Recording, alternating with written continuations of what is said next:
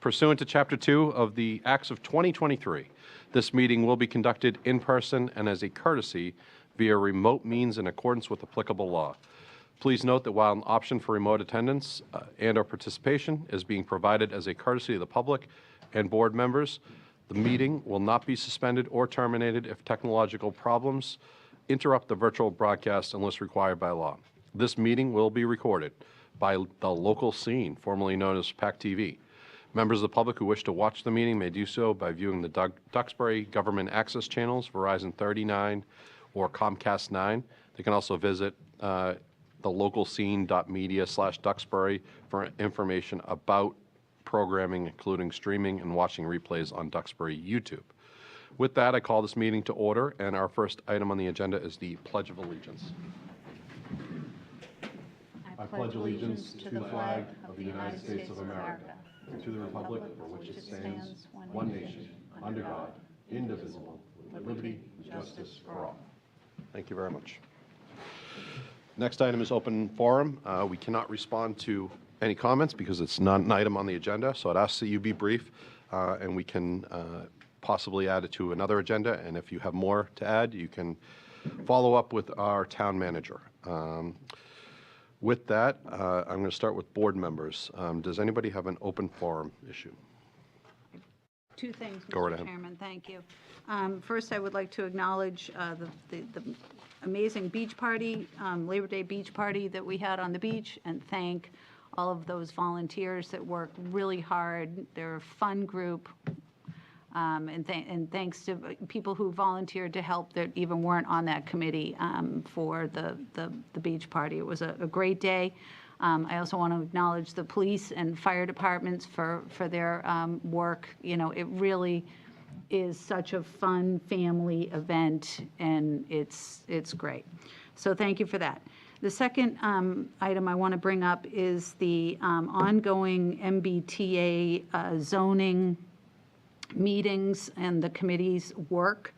There's been quite a few articles in the paper. I'm grateful for that. I think it's incredibly important that the residents understand what this is, because the residents are who will be determining whether this zoning is passed or not. They are the ones who get to say on this. So I want to clarify, because it has, in the paper, it has been said that the plan is being endorsed by the Select Board, and I feel the need to clarify that at this stage of the game, we aren't endorsing anything. What we've done is we've formed a group, the task force, that is working very hard to bring forward a proposal to town meeting that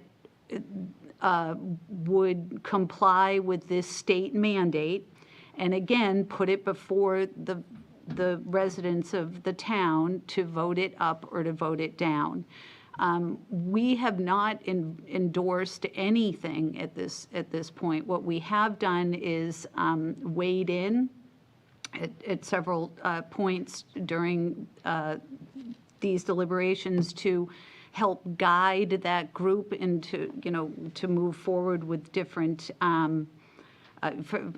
for example, I think the endorsement language was used when the proposed sites, the Bonji site and the Island Creek site. We didn't endorse those sites. What we did was we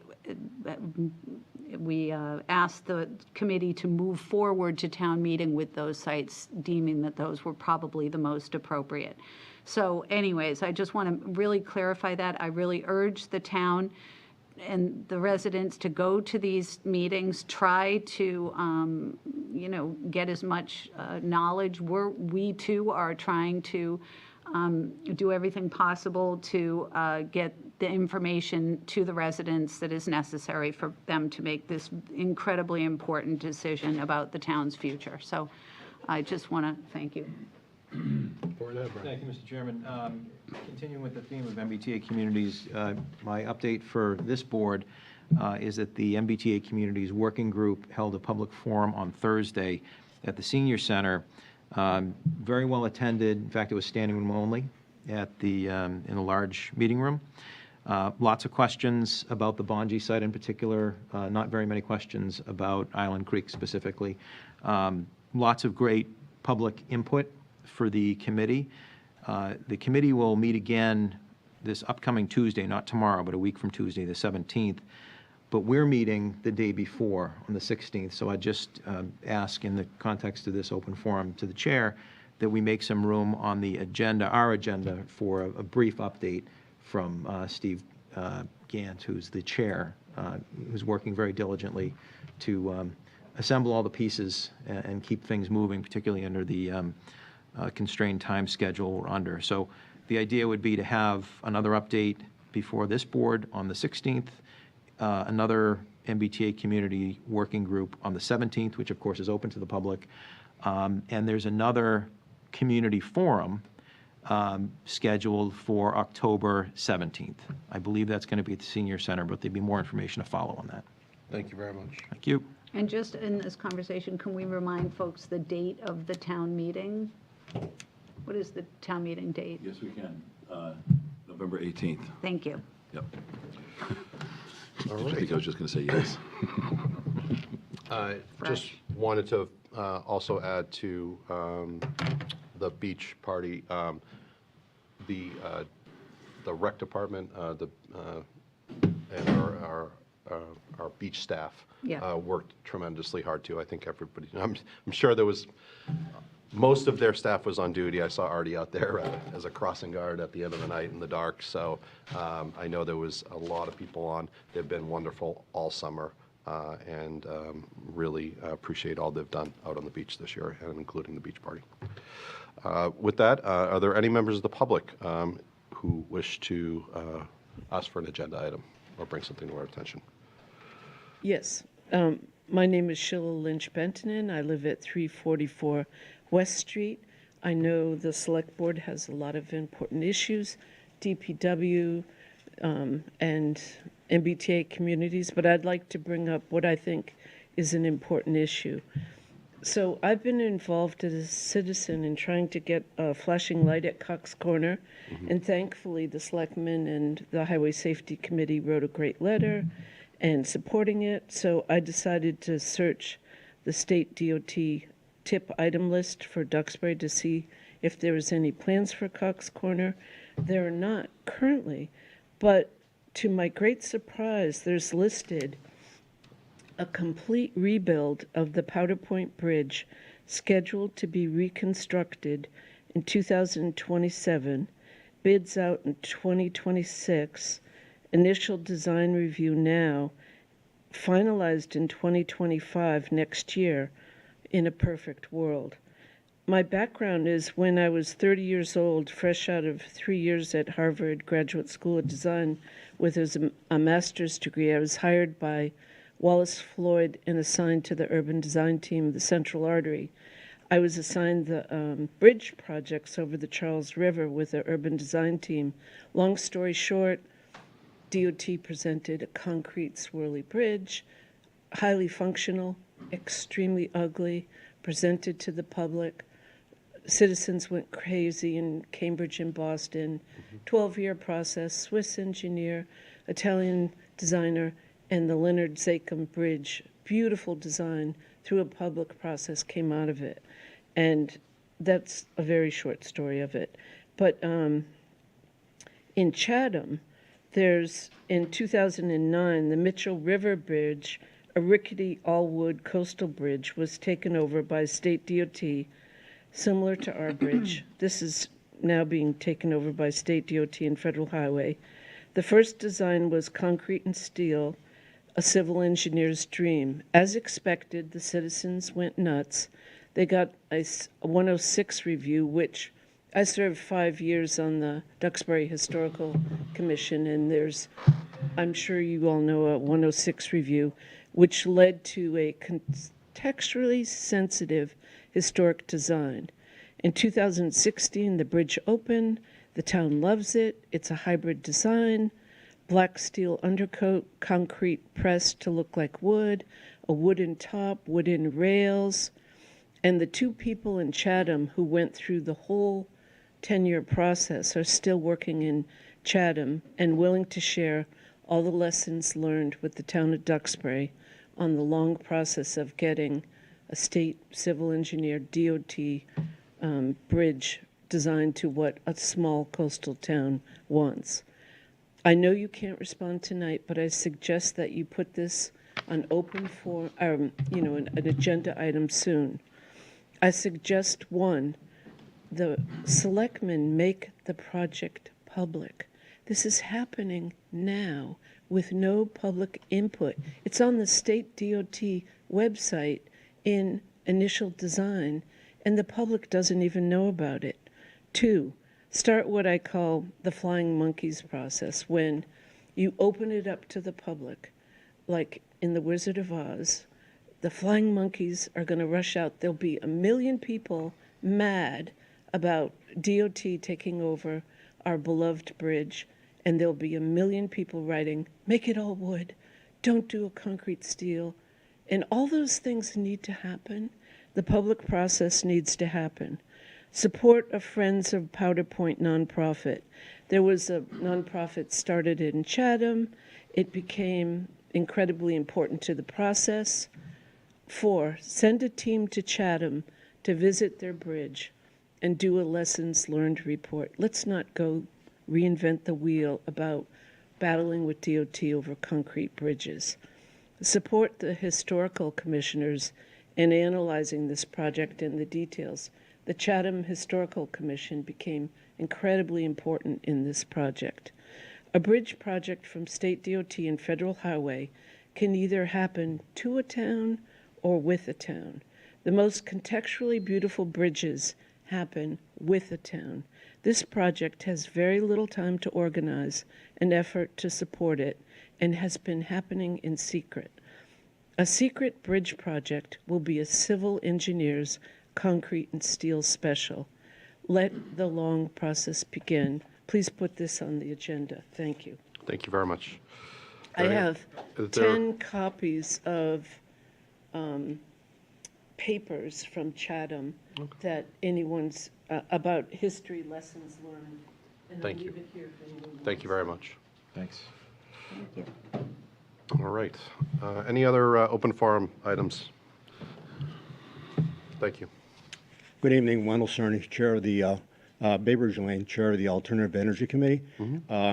Just a public service announcement that the AEC, in cooperation with Sustainable Duxbury, is holding an energy fair on Saturday, October 5th, from 10 to 2 at the high school. And it'll be an opportunity, free admission, for the public to learn about alternative energy sources for their home.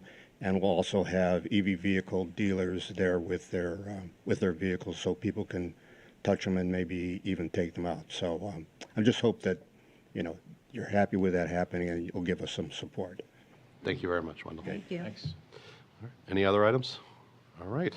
Move on to new business. Discussion regarding a project update, the Duxbury PFAS prioritization plan, and that's going to be presented by Alston W.C. Putz, the project manager from Environmental Partners. Floor is yours. Thank you very much for having me. I'm happy to be here to just present a short update on our progress on the town's PFAS prioritization plan. My name is Alston Potts. As mentioned, I'm a project manager at Environmental Partners. I focus primarily on drinking water treatment and pumping systems.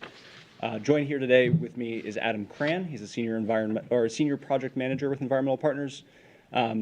I'll take care of the presentation, but he's on the line in case I need to pass any questions to him. All right, we'll see if this clicker works. Nancy, I might need your help, if you don't mind going to the next one. All right, so a few agenda items today. Again, I will try to keep it brief. I'll review a few new developments in the PFAS regulatory landscape since we last presented here. We'll just do an overview of Duxbury water quality and some of the things that are driving, the need for this plan. And then I'll provide an update on the prioritization plan progress as it currently stands, and then open up for questions and answers at the end. Next slide, please. All right, so new developments. Since we last spoke in April 2024, the EPA released their long-anticipated finalized rule for PFAS regulations across the country. What this means, as part of this, there's a deadline by April 2026 for the states to promulgate either a more strict rule or to completely adopt EPA's regulations. As of right now, Mass DEP has not announced how they plan to regulate PFAS in the future. They have indicated that they will not be requesting an extension to this April 2026 date, and that they're actively working on reviewing the rule, updating the current PFAS 6 rule that we all know and love, and we should see something from them hopefully soon, though I don't know when. And finally, April 2029 is the federal deadline to implement PFAS reduction if there is an MCL exceedance at a water source.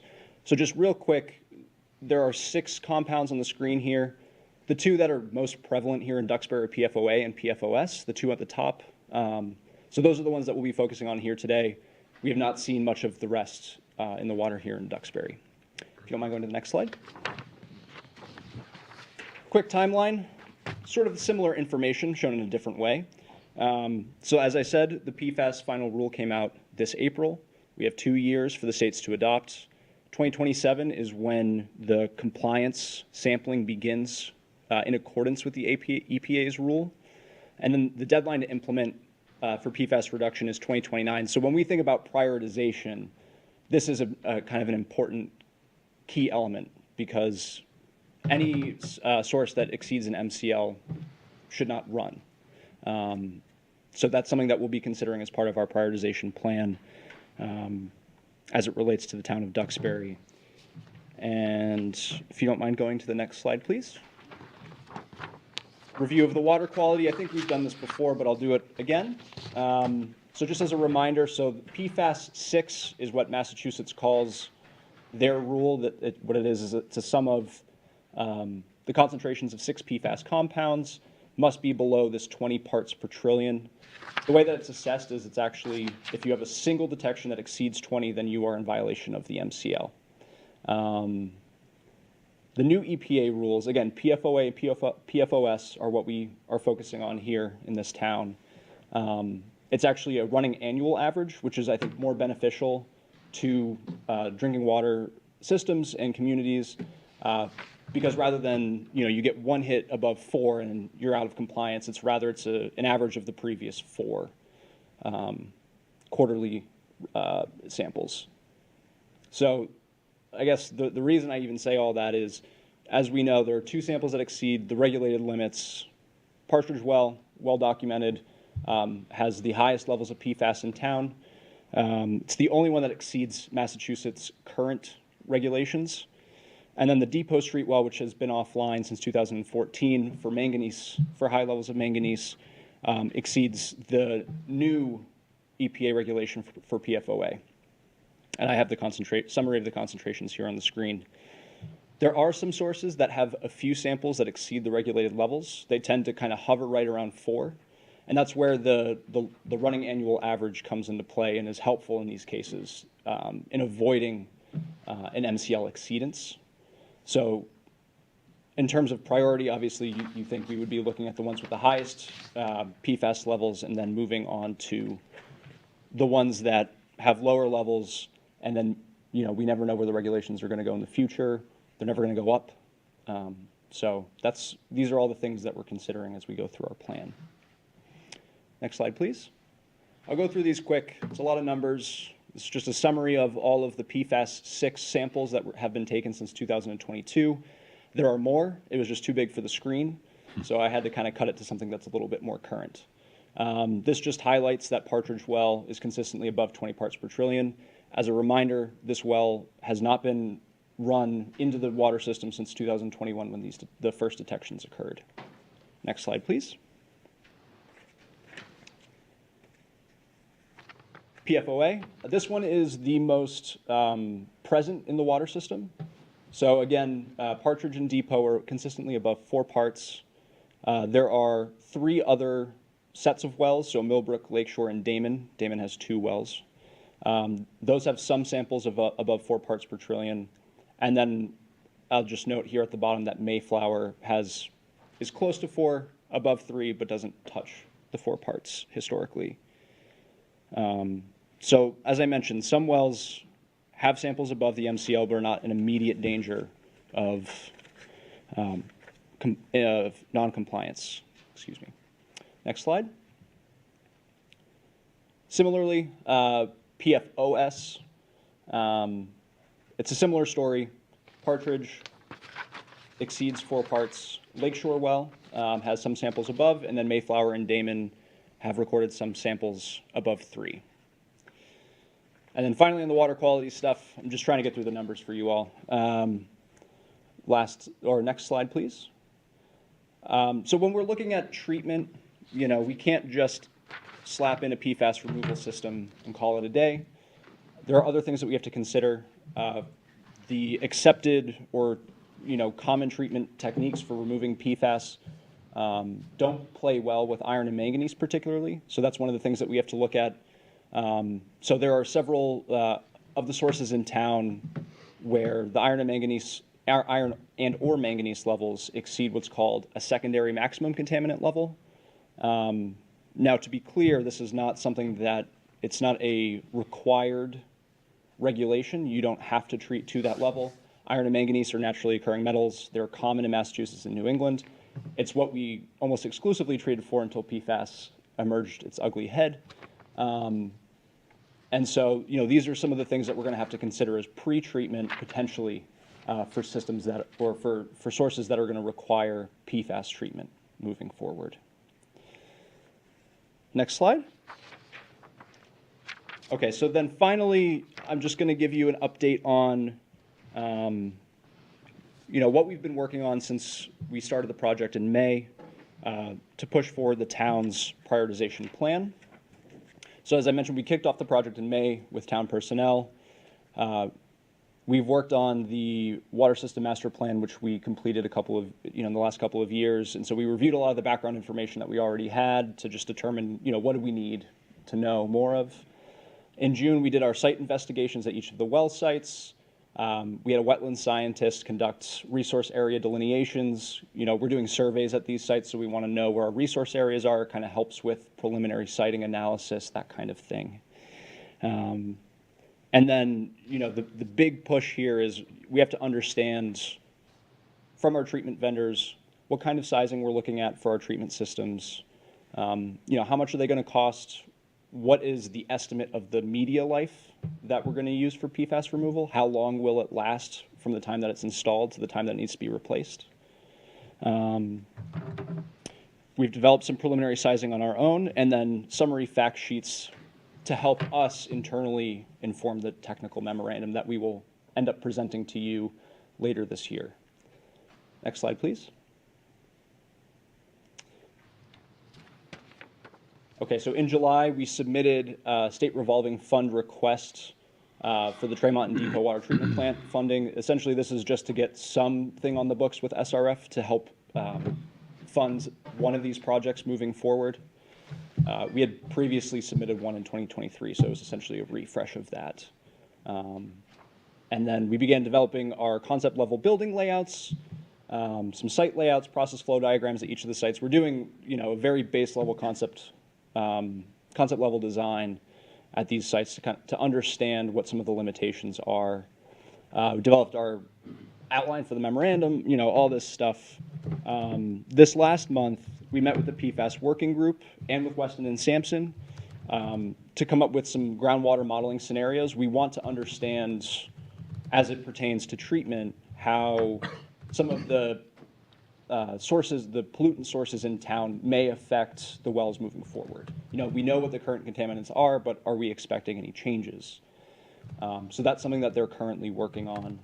And then we completed all of our surveys, at least the drafts of the surveys. And then the last thing I guess I'll mention is that there's a potential alternative water supply source that we are exploring with the DPW over at Tea Kettle Lane. So we began our desktop study and some site investigations over there, and the results of that are pending, but it's looking fairly promising for now.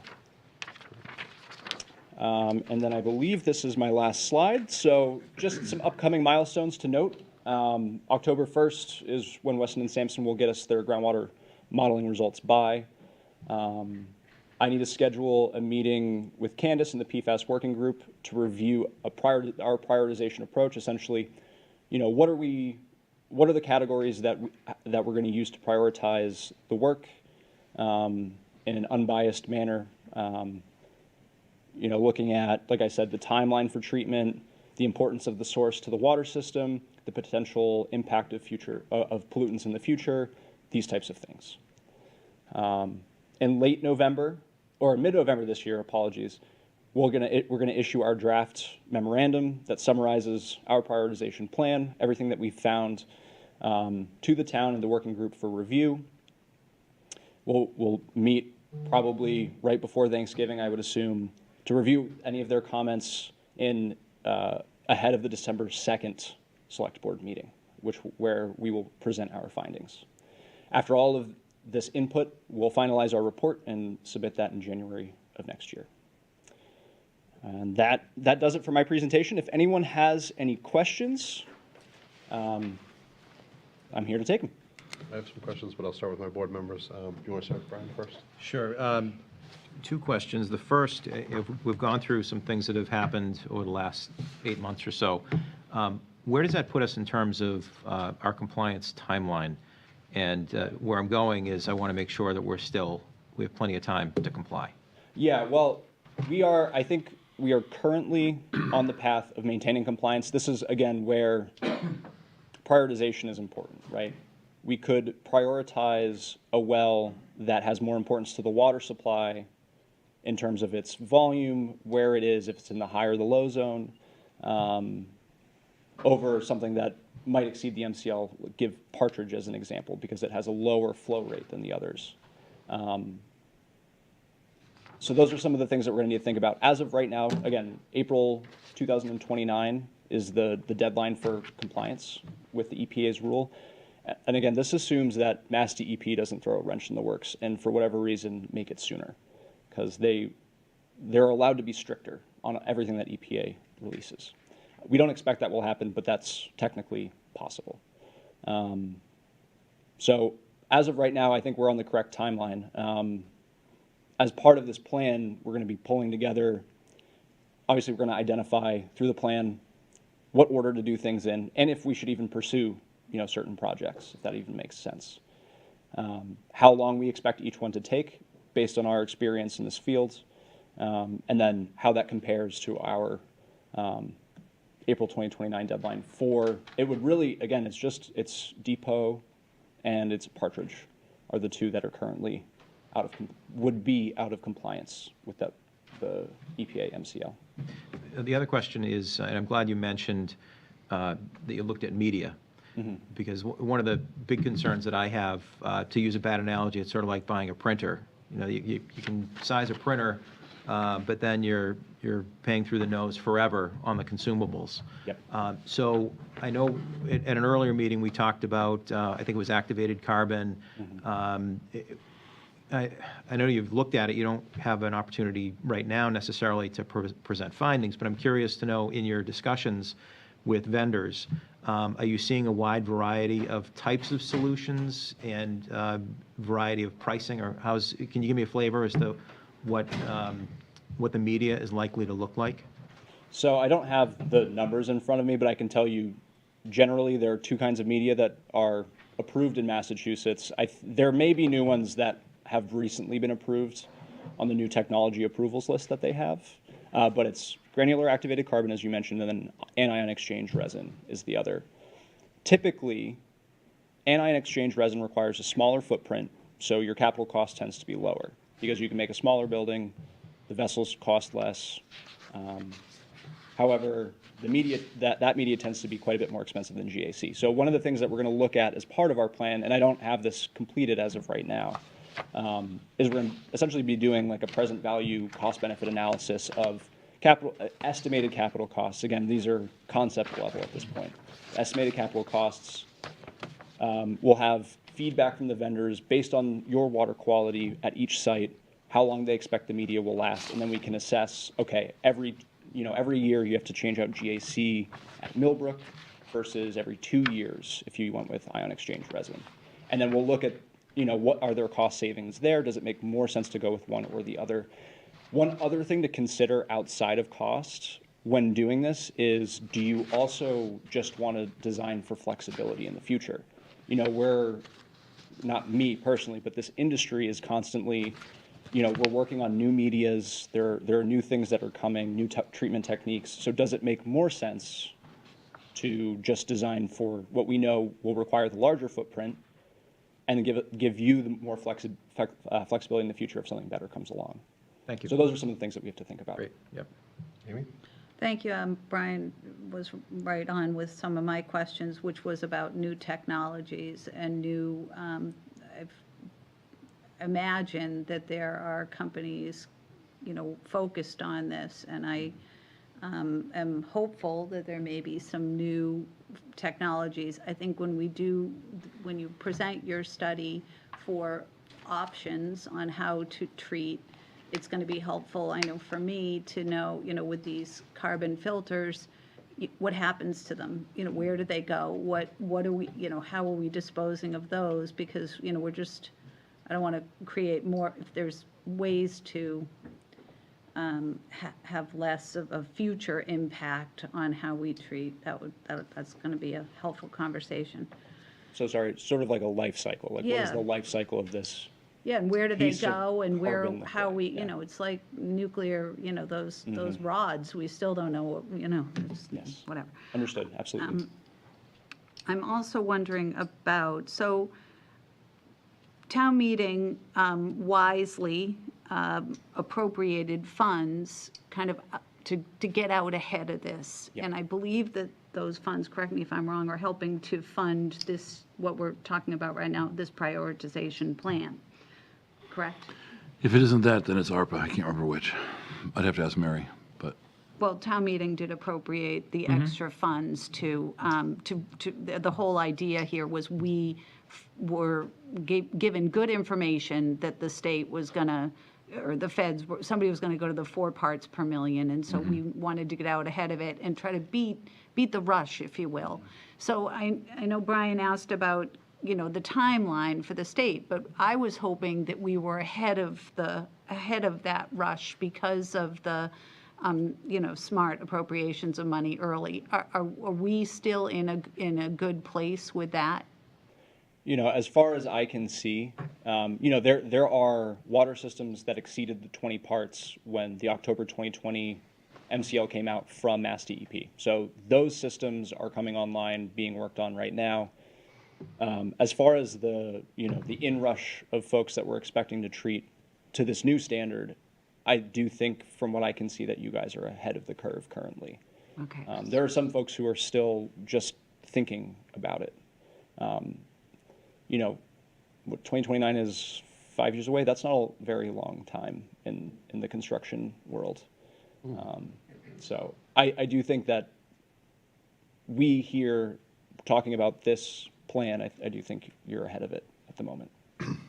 And my last question is about the sources, because I still, and I know Weston and Sampson are the people who are still looking at the source information, because I think that continues to be, certainly we have to treat the wells. We know that, but I think try to identify the sources. And at one of the last meetings, I had brought up some information that I had learned about a potential site of concern. So I just want to make sure that we are continuing down that road, because I do think it's an important piece of the puzzle. Absolutely. So when we met with Weston and Sampson and with the PFAS working group, part of our discussion was, what do we include in this evaluation in terms of the pollution sources? I think the 2 main ones we're all well aware of are the municipal landfill and the McNeil dump. So those are the ones that we have known quantities of contaminants for, and that's what we are primarily focusing on.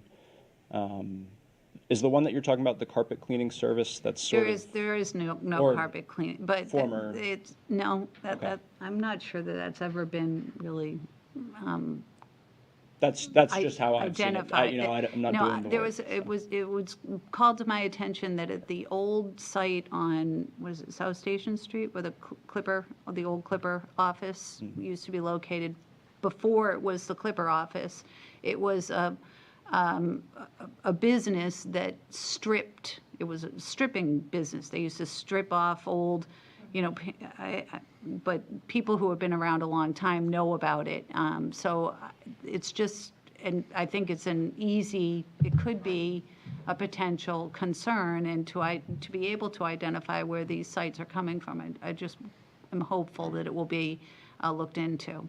Sure, yeah, I can talk to Weston and Sampson. I'm not familiar with that particular one, but I guess in general, my thoughts on some of the migration, we can talk about it a little bit.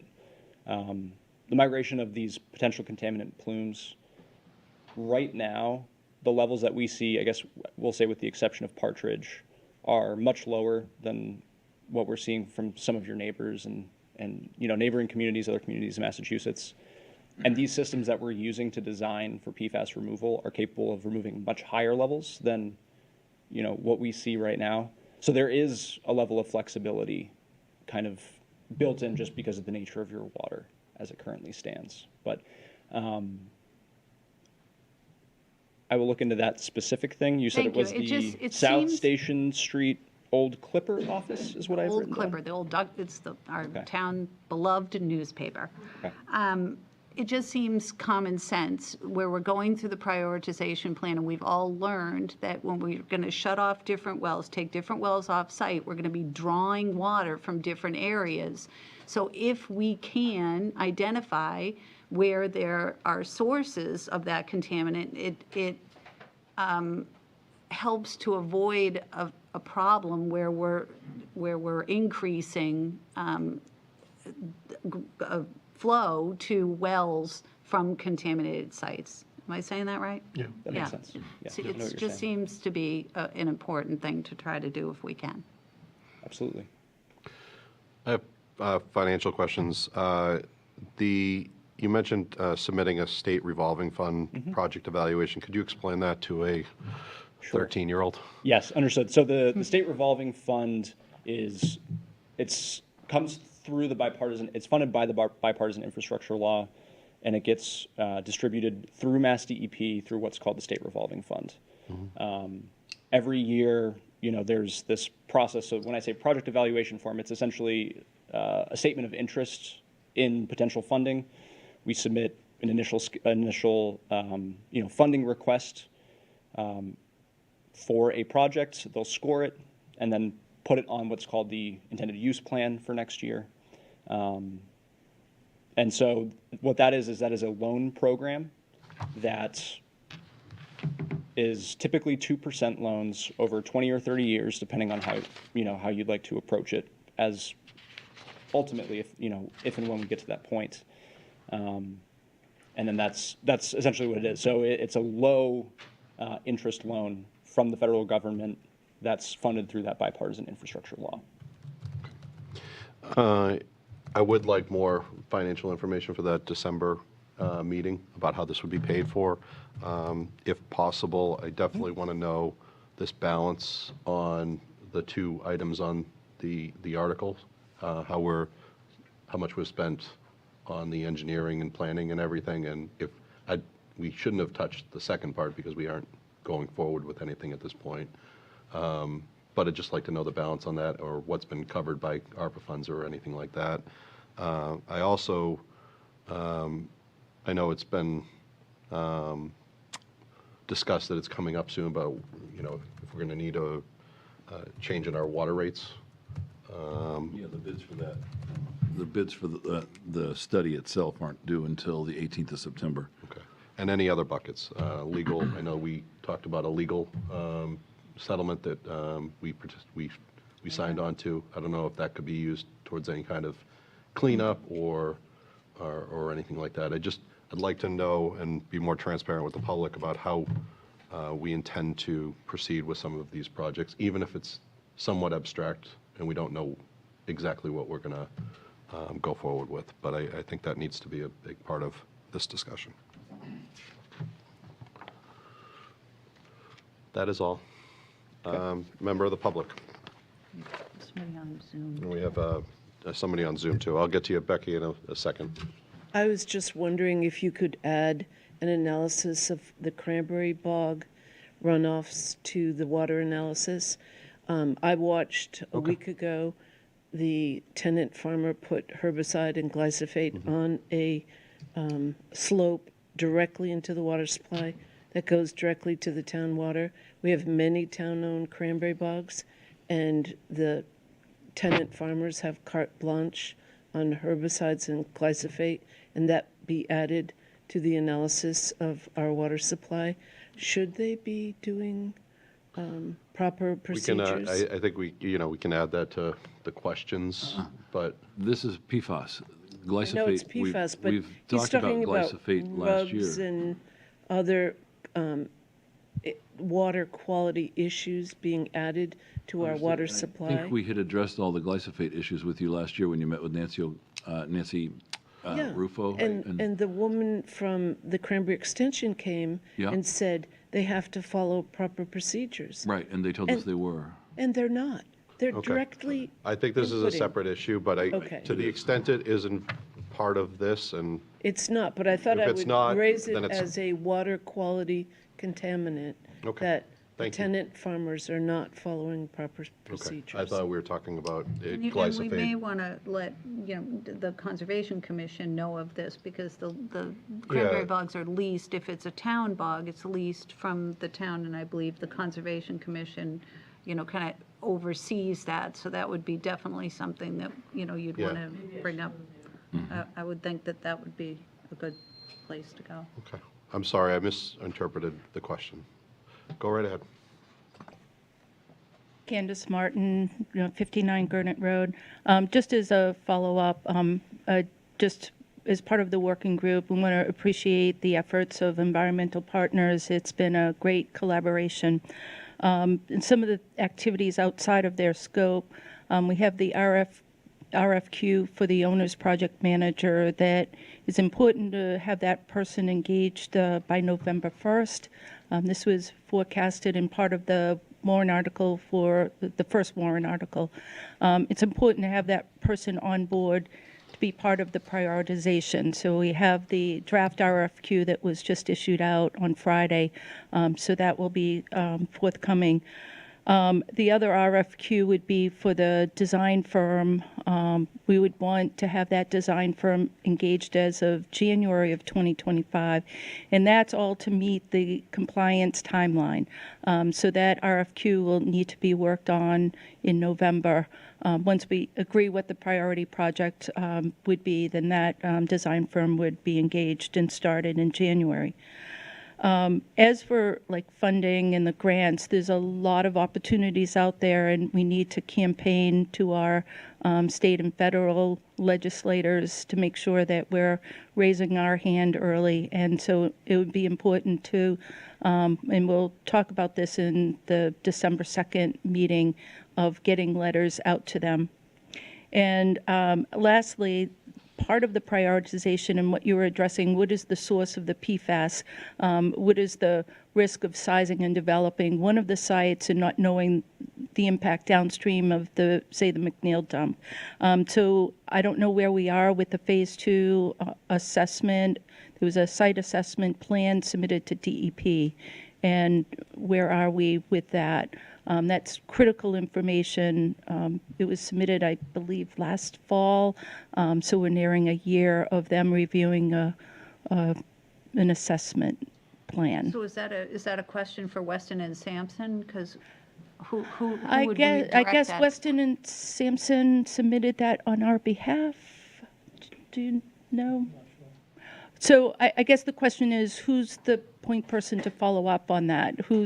Is that Conscom? Is it planning? That would either be Mark or Sheila from the DPW or the Water Department, I would suppose, right? Water quality issue?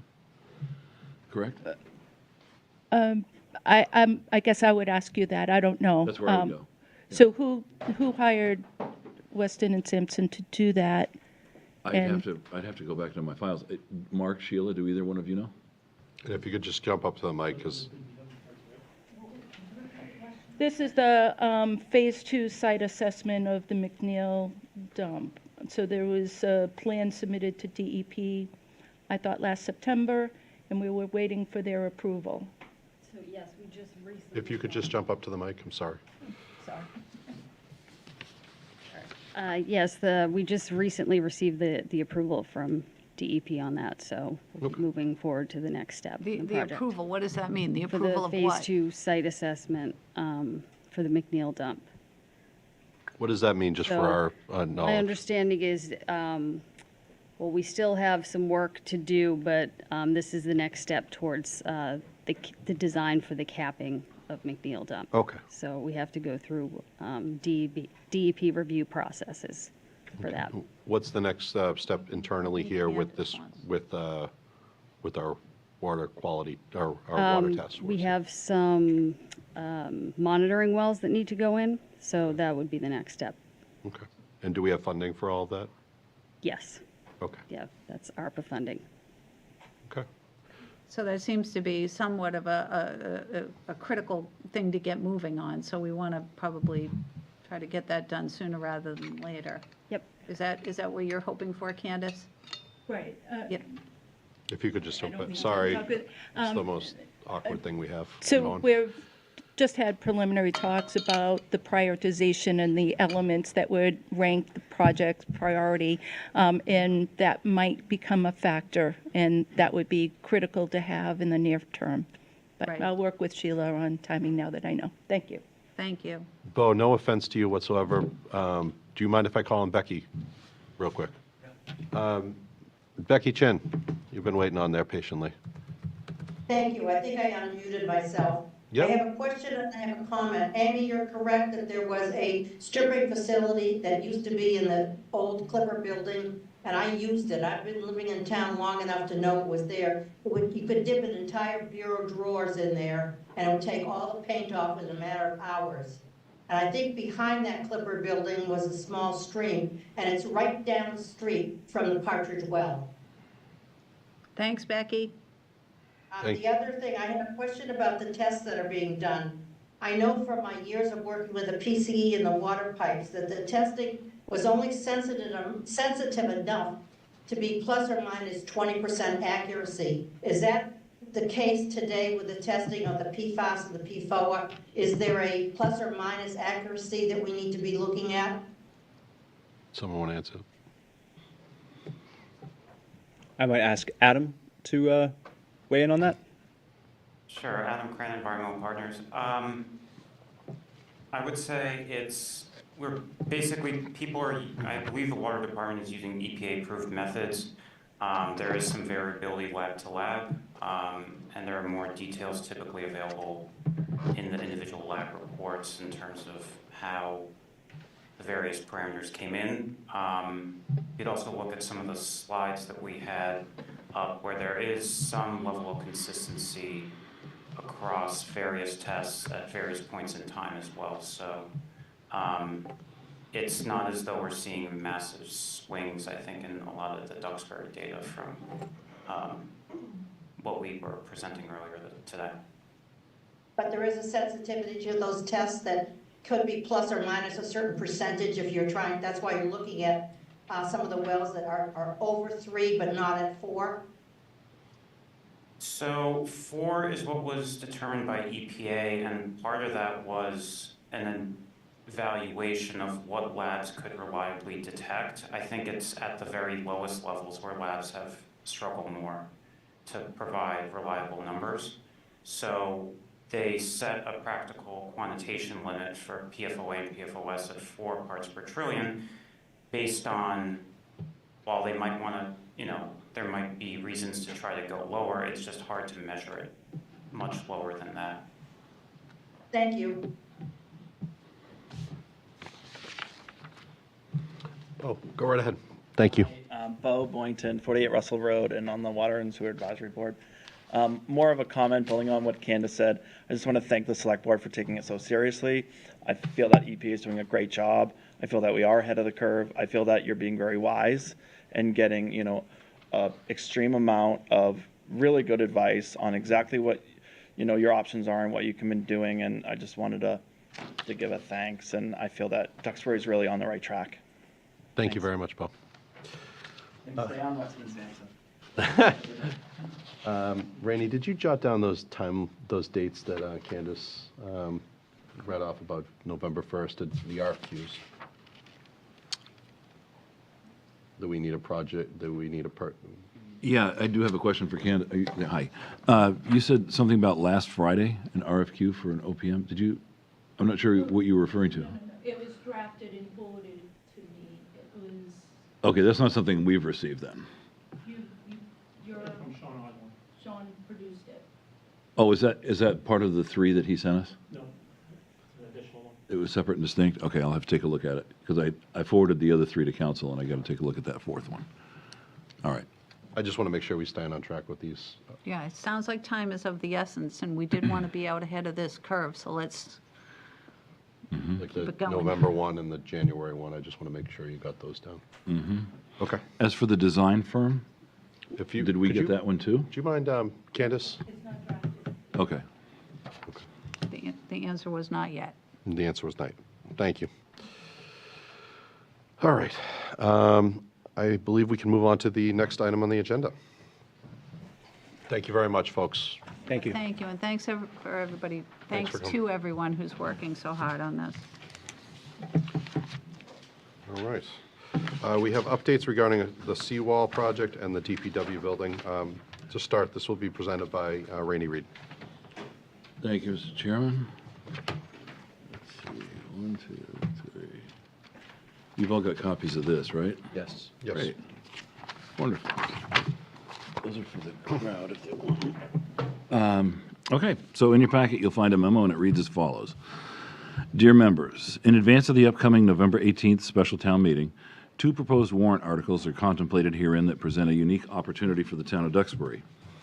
As you will recall, in March of '22, both Article 11 and the associated ballot question were approved by the voters to fund the DPW building project in the amount of $26,400,000. As you will also recall, in March of '23, both Article 13 and the associated ballot question were approved by the voters to fund the seawall construction project in the amount of $20 million. Since that time, we've gone out to bid for both projects. For a number of reasons, primarily post-COVID era inflation, the June 2024 DPW building project bids came in higher than had been anticipated. A breakdown of the low bid received is noted below. You have all the details there in front of you. Since June, the DPW Building Committee has reduced the scope of the building size from 33,700 square feet to 30,600 square feet, which is a 3,100 square foot reduction. In addition, we have identified over 20 additional cost control measures to reduce the cost of the project, and we're still working on identifying an additional $600,000 in savings to get us down to the original appropriation. Before going out to bid again, we will again go through the independent cost estimator to confirm that the savings identified are representative of the current market conditions. As for the seawall, the bids for that project came in $5 million lower than anticipated, with the 2 lowest bids coming in at $13,400,000 and $14,400,000. And at the bid opening, Paul Brogna made an interesting comment that had me thinking about it for quite a while. To paraphrase, it would be nice to have the ability to apply a portion of the seawall project funding to the DPW project, and then maybe we could have the ability to add back in some of the things we had to cut. In my conversations with our design engineer for the seawall, once the bids had been opened, he advised me that he would be comfortable with the total seawall project amount of $15 million, which would still leave an ample amount of funding for any unforeseen circumstances. After consultation with and discussion with Town Council, the Finance Director, the engineers for both projects, and the Department of Revenue, it turns out that not only is this an idea that can actually happen, but it is also widely supported. Essentially, since the town has already received authorization from the voters to debt exclude the amounts necessary to pay for both the seawall and the DPW project, this action necessary now is simply an amendment to the votes taken on those 2 articles. The proposed articles would amend the borrowing authorizations by reducing one and increasing the other, and since the voters have already approved both ballot questions, A special election would not be required, and only a vote of the two articles to amend, which would require a two-thirds majority to authorize the borrowing. If the voters were to approve the authorization of the $5 million from the seawall project to be used for the DPW building project at town meeting, the town would have the potential to construct a building modified or slightly reduced from the initial proposal, include some of the bid alternate options, and prevent some additional reductions to the project that could diminish the overall programming objective. Also, with regard to the material, or sand, that will eventually come from the excavation of the DPW project site, we've been working with DBR on a solution for storage of that material on their property, which would ultimately be used for beach nourishment in front of the seawall. There are still a number of variables that we are working through, and once we have additional information on that project and the others, I'll be sure to provide the board with an update. And finally, the two proposed draft articles are included below. No action is being requested by the board at this time, aside from a discussion on these topics. And I have here Jeff Alberti with, my God, I forgot your firm. Weston and Sampson. Weston and Sampson, thank you, who prepared the illustrations for you, and he's going to walk you through to show what we had, what we have now, and what we propose that we could do. All right. Good evening again. Jeff Alberti from Weston and Sampson. So I wanted to just start off in a recap. So when we met back in late 2022, early 2023, we had identified the increases in costs that we were seeing associated with the historic escalation post-pandemic market, and we've talked about that at several meetings. So back at that time, we went through our initial value engineering effort to try to offset some of those really high escalation rates in the market. And this is the plan that's in front of you this evening that was a result of those efforts. So it's you can see at the bottom, it's 33,700 square feet, and this was that's the base bid component, and that was down from about 38,000 square feet where we were originally at the start of the project. So this value engineering effort had four main components: offices, shops, vehicle and equipment storage, as well as the vehicle maintenance and wash bay. And as you can see that we've put in dash on the perimeter of the building, we had several bid alternates. We had identified those as potential additions to the base bid should the market improve. And so we wanted to get prices for those items. So as you can see, it's 33,700 is that shaded area. If you go to the next slide, you can see the transition. This is the revised plan. So as you know, at the last meeting, we talked about the fact that we weren't successful in making enough cuts to get the rising costs down. And so in June, when we opened up bids and we came to you, we indicated that we would go work very closely with the DPW building committee, the DPW staff, and the OPM to develop a list of cost-cutting ideas. And the initial one was to start with the building footprint. And so we ultimately reduced several components on the building. They included reducing the vehicle and equipment storage area. I'll call that a minor reduction in space, as well as minor reduction in space on the shops. It was more about coming up with some efficiencies. But we made a larger reduction to the vehicle maintenance area by combining the spaces and creating double bays. And that was our total 3,100 square foot reduction. So you can see at the bottom that brought us down to 30,600 square feet. The office and employee facilities generally remain unchanged because we felt we'd already gone through that effort of combining and reducing that space, and we couldn't find any more cuts that would really not impact the operation significantly. And if you go to the next slide, please. So through that effort, as I indicated, we identified initially the program reduction of 3,100 square feet. That's where you're going to get the biggest savings in cost, because that affects the building, the systems associated with the building, the foundation, all of the building components. But we did that carefully so that we weren't going to create a building that was way undersized. But certainly the cuts at this point were compromises that needed to be made for the operations. We took out all of the bid alternates as part of that cost-cutting measure. And then we identified there's a list of 20 other cost-cutting measures that we came up with. I won't read them all, but they involved conducting more detailed site assessments to get a better handle on the condition of the soil. We talked a lot about whether the native soil, how people were classifying that native soil, and we went through and did testing on that, environmental testing. We did some redesign of the site components. We shortened up the schedule by looking at temporary operations off-site. We identified industrial equipment deferrals, some material changes on the building components themselves. We did some redesign of the mechanical systems, and then we also identified, there was some suggestions, was could the DPW do some of the work, and so we worked with the DPW Director, Sheila, to come up with some items that could be done with DPW workforce. After going through that effort since June and putting costs to those, we, as mentioned earlier, we still have some additional cuts, about $600,000 worth, to try to get the program down to that original appropriation. Next slide. So if borrowing authorization was amended, what would that mean for the project? Essentially, it would mean going back to the $33,700. So not the original program, but the one that was bid in June, keeping the building footprint at 33,700 square feet. And you can see we're just showing one bid alternate here. That's the canopy, and there'd be no bid alternate for the office area or the vehicle and equipment storage area. We indicated that through talking with the DPW that those would not be required. And if you go to the next page, next slide, please. So in addition to restoring the program back to 33,700 square feet, we'd be able to restore some of the cost-cutting measures in the program, things that we felt would be more beneficial for the operations, including some of the industrial equipment fluid distribution system, the bridge crane, restoring some of the limits of paving, as well as some of the exterior finishes, such as the masonry base, granite curbs, a larger tight tank, and the paving components. But still through this process, we're always competing with those increasing costs.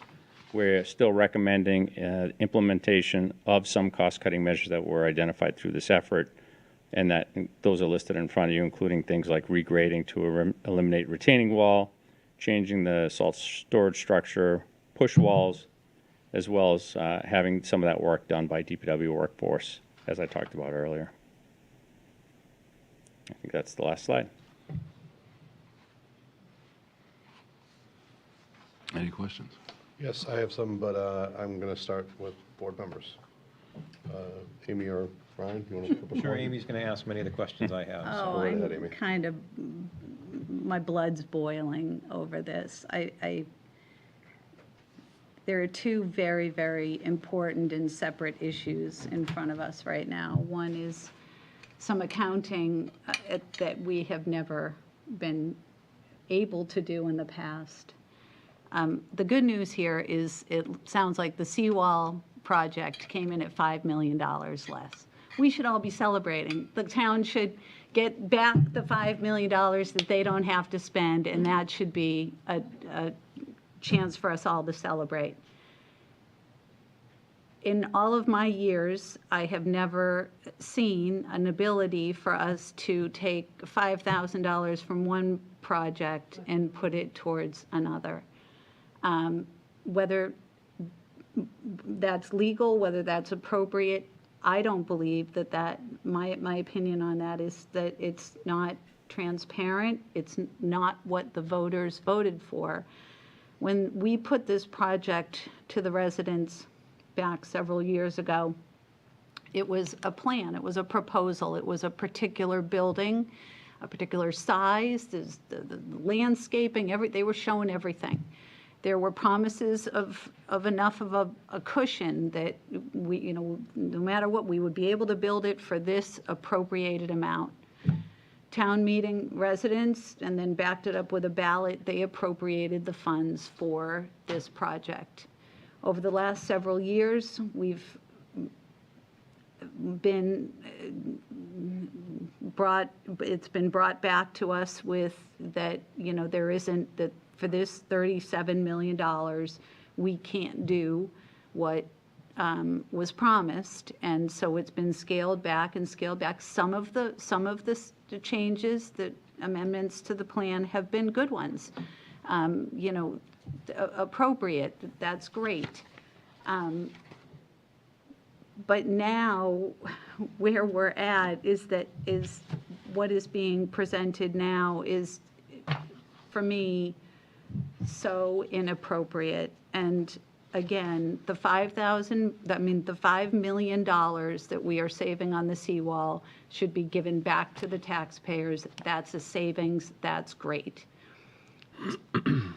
the fact that we are still unable to build the DPW facility in accordance with the promise at town meeting is a problem. And whether we need to go back and start over, whether we need, I don't know what we need to do, but to take a savings in one spot and put it towards a problem in another does not make sense to me. I'll let others. May I help clarify then? First of all, you do understand that no money's been spent on either project, right? Well, is that, Well- is These that are- true? Yes, it's 100% true. These are Well, have simply, they built these a- are, excuse me, these are bonding authorizations. You pay for them at the conclusion of the project. Okay. So nobody's paid for anything. We haven't spent a single penny. To say that it's non-transparent is an absolute fallacy. The transparency is beginning here with this discussion now. In fact, the DOR has an entire process that needs to be followed to make sure that this happens. When you say that it's not what the voters approved, you're right, it isn't. That's why we're going back to them to ask them again if, in fact, they agree with this concept of using $5 million from one project and applying it toward another. It's not for us to decide, it should be for the voters to decide. Absolutely. And the DOR defines that process. In fact, it requires board authorization to move forward with it, voter approval, and there you have it. In fact, the DOR specifies in their paperwork that they need to have an analysis of the inflationary circumstances currently impacting the project, that the cost increase is not related to a change in the scope from the project originally approved, and also that changes made since the project was originally approved to reduce the cost of the same. This satisfies all three criteria. Mary's been on the phone with the DOR to make sure that this was totally above board. I've done the same with council. It's so transparent and so legal that DOR endorses it. Communities do this quite often. The town of Groton comes to mind. It's one of the places we're using as a model to be able to do this. So to say that it is transparent is absolutely incorrect. Well, what I was saying was if we were to do this, it does create a less transparent process. How so? Again, well, because town meeting appropriated money for a seawall. Right. This amount of money, this project. Yes. It's always been separate in this town. Yeah. We've never done it. We've never done this before. That doesn't mean it's not transparent. So then we looked at a DPW facility, which, again, it took a lot for the town. It took, I think, several town meetings to get this money appropriated, based on a plan, a proposal, and a project. That has been we know it's come before us over and over. The cost, we can't get what we bid for. To then, I just feel like it should go back to town meeting if we can't give them what they were promised for the amount of money that they were willing to spend, to then use funds from over here to pay for that. I just want to And make that's sure. precisely what the two articles do. In fact, the lack of transparency, you just defeated that argument by saying that they've come back in here time and time again to explain where we were on the funding. We hit an economic crisis, the project hit the skids, inflation went up 600% on this project. So this is how we address that. This is a solution. I'm not And sure the voters have to endorse it. It doesn't go anywhere without the voters saying they're okay with it. Well, personally, I'm not thrilled with how this has been going, and I think it may be time to look at it with new eyes, or it just seems like we are getting less and less and getting charged more and more, and it doesn't seem right. I mean, yes, we had COVID. Yes, there were, problems associated with supplies as a result of COVID, yet my information is that a lot of that has gone away, yet we're not seeing that. We're not seeing anywhere near that. We're getting less and less and getting charged more and more. Well, the people who represent us, who are experts in the industry, tell us otherwise. Go right ahead. Thank you, Mr. Chairman. I appreciate the creativity Thank you. here, and thanks to Mr. Brogna for raising this as a thought. I appreciate the town for pursuing it in terms of what do we have for options. I'm torn here because I really want to see the DPW facility pulled across the finish line. We need a new DPW facility. We've been running with a substandard facility for some time. But I also appreciate Amy's perspective, which is that these are two different buckets. And if we have a savings, that's a savings to the taxpayer. But I understand that the proposal here is not simply to tack on $5 million to this project, it's to go back to town meeting to explain the circumstances and see if the town is willing to spend that additional money for the project that we talked about years ago. And I personally, I don't want to see the facility getting smaller and smaller. I feel like at some point we're going to be down to a phone booth with some canopies around it. And that's not fair to Sheila. It's not fair to all our hardworking team members at DPW who provide services 24/7, emergencies, snow, all the times we don't want to be outside, they're outside. And especially in circumstances that are dangerous. We have water mains that break unexpectedly, and those all need to be responded to. And it all starts with a facility where we can maintain very expensive equipment, and we need to do it somehow. So that's a lot of words to say that I'm a little conflicted here in terms of how we ought to proceed. I think it's, on one hand, very creative. We need creativity because we're running out of options. But I'm not sure exactly how I feel about it in terms of the escalating price. I realize there's realities of the thing, but I'm just hesitant to continue to cut on a facility that we need, yesterday. We were too, and that's why you see the three options. You see the first option in the image was what we went to bid with originally. Then you see what we've cut to in the second option, and then you see what we could buy back using this third option. No, I get it. And the third is, that kind of goes back to Amy's point, the third, which is $5 million more expensive, is still less than. You'll never get the first one for the price. Well, You just and won't. that's for town meeting to decide whether we want to. Oh, no. do The that. first option? No, that's a real fact. I We're get not it. asking town meeting to consider the first option. Well, no, it's for town meeting to understand Decide and whether or not they want to appreciate move that- $5 million. Yes. That's exactly the question. Yep. Yeah. That's all I have, Mr. Chairman. Thank you. Just to echo, and I support a lot of what Amy said. One other concern I have here is that we're 2.5 years out, not a shovel in the ground, not a building down. We don't know of any unforeseen costs that could come up in the future. The neighboring town had a problem when they were building a rec center, had to go back to the town after they knocked the building down. Nothing has been done on this project other than all of this planning and cost analysis and bidding. So I have that concern about going to the taxpayers and asking for more money where there's nothing been done. Correction, we're not asking for more money. We're asking to move money that's already been approved. I understand what, It's the same thing, Rainey. It's their money. Our money. Yes, it is our money. It's the residents' money, and Yes. if you're asking them to, yeah. I would also be, I've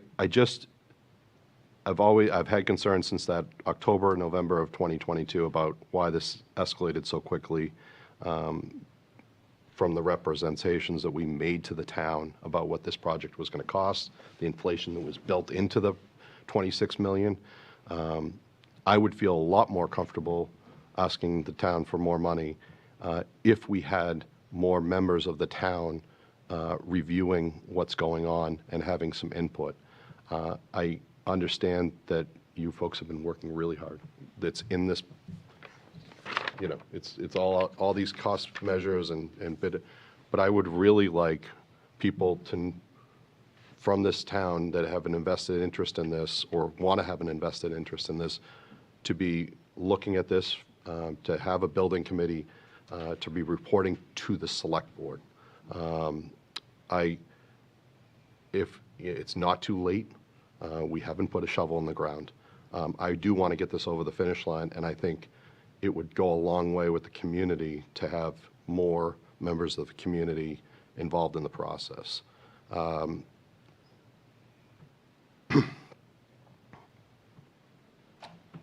believe that I did have, I had one big, really, really big question here that's been burning me about all of this and all these cost measures is, I'd like to know, are we doing this in the right spot? I see a lot of measures about building retaining wall, and I remember that when the bids came in, there was an idea of cutting it back from the woods. Is building on a lot that we built on in whatever 1975? Is that the footprint that we should be putting this on, or is there a more cost-effective location on maybe a flatter, more open area in town, or one that's more convenient to our police and fire? The other, as Mr. Reed did in the video, the other parts of the arrow here. This is supposed to be the tip of the arrow. Should it be next to our police and fire and our DP and our transfer station? Should it be somewhere else in town? That's Not just in the wellhead protection zone. or that has, and I go back to the point that we don't know what's behind those buildings that have been there for so long, and what that's going to cost to remove that and to build on top of it. And there's also cost estimates in here, or scope changes about moving folks off site. Would it be more cost effective to do this somewhere else so that they can remain in service while it's being built? I've never heard that from anybody in this group, and it's something, if we were to have a committee put together, I would want to know that answer, because it does keep escalating. I don't know that it's going to be better, and it seems like a lot of the concerns, the people that are putting these bids in, has to do with the location of it and just the footprint that you're working with there. Not expecting an answer right now, but that's just been something that I asked at previous meetings, and I got head shakes, and don't ask that question. But we're here now. We're asking for a lot of money. We're not getting for what we asked for in the beginning, and I think that's an important question to ask. And certainly there's a lot more to that question that I can't answer at the moment, but I can tell you that there has been, since that last meeting, has been additional sampling of the soils on site to confirm that they're clean, and all throughout that back slope area. That has been confirmed. There were no exceedances. It's native, clean material. There also has been sampling done on the site itself through from a phase 1 assessment to identify potential areas of contamination. There was one small area that was identified, but that was it through that sampling program. So there has been certainly holes poked around the site to look for potential contamination. It's not to say that with anything, you test where you test is where you're going to get your results, but we've had no indication showing any kind of migration. We had no olfactory concerns through the sampling that's been done out there. So, but that's why we do have a contingency that's we're carrying approximately $1.3 million in a contingency within this overall budget. That's something that we really don't want to strip away, because that needs to be available to handle unforeseen conditions. Can I follow up on that? Because I'm sorry, because at the last meeting, I asked about the soils, and I asked specifically why the cost. There was one of the reasons for cost escalation was because of the soils, and I asked, is it because the soils are contaminated? And the answer at that point was yes. So now I'm learning that you've tested the soils, and the soil, there is no contamination. So how could that soil be responsible for the escalation in the price that we were told at the last meeting? So just for clarification, I don't recall saying that soil was contaminated. I think there was a perception by bidders that potentially, because it was carried as a Group A material, that it would have to be disposed of. But all along we've indicated that it has been cleaned. We went out and confirmed that. As I mentioned, though, there was one small area at former septic area that's been fully delineated that had exceedances above. MCP concentrations, which are being evaluated and will not be an issue to remove. So it was just a perception by the bidders that that material, because it hadn't been tested, potentially that it was going to be carried to offsite for disposal. And so since June, we went out there and went through a testing program to confirm that the material is clean. And that can be clearly stated in the documents without any kind of speculation, because we have lab results. Thank you. Okay. Members of the public? Sheila Lynch Benton in 344 West Street. I did a search of other DPWs that approved in the state with similar sized towns, and the Tewksbury Town Crier, Tewksbury is slightly bigger than Duxbury, approved in April an $18 million DPW. And in Hudson, which is bigger than Duxbury, at its April 8th meeting, the Select Board approved a contract with Castagna Construction of Danvers to the general contractor for $19,977,000. So I agree with Amy, switching $5 million from the seawall to make a $31 million project when towns that are bigger than us are doing DPWs at $18 and $19 million this year.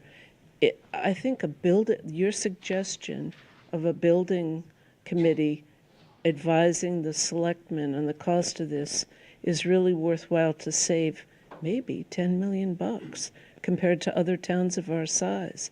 And I think it really needs to be looked at. Thank you. You may respond, yeah. Sure. Just to give a little bit of background, Weston Sampson were the designers for the Tewksbury Department of Public Works facility. So that $18 million is just construction costs. Obviously it's a different type of building as far as size-wise goes. And the low bid price on Tewksbury, I believe, was $28.5 million. So I'm not sure where that information is coming from on the article. So there are certainly, when you're looking at costs through searches online, it's important to understand what the construction cost is versus the total project cost, because most times people just write about the construction cost. In our case, the construction cost that we've come up with through an actual bid in June was $25.75 million. Then there's the additional costs on top of that, which is your soft costs, your contingencies, your furnishings, your fixtures, things of that nature, and that's what amounts to the total project cost that's being discussed. So I hope that helps a little bit.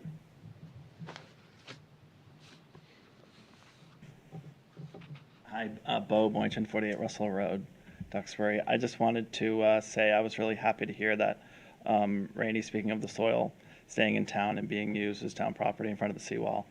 I also want to say that I think Weston and Sampson gave a really good presentation. It was a very long list of value engineering opportunities for the town, and I think that those are all really good options.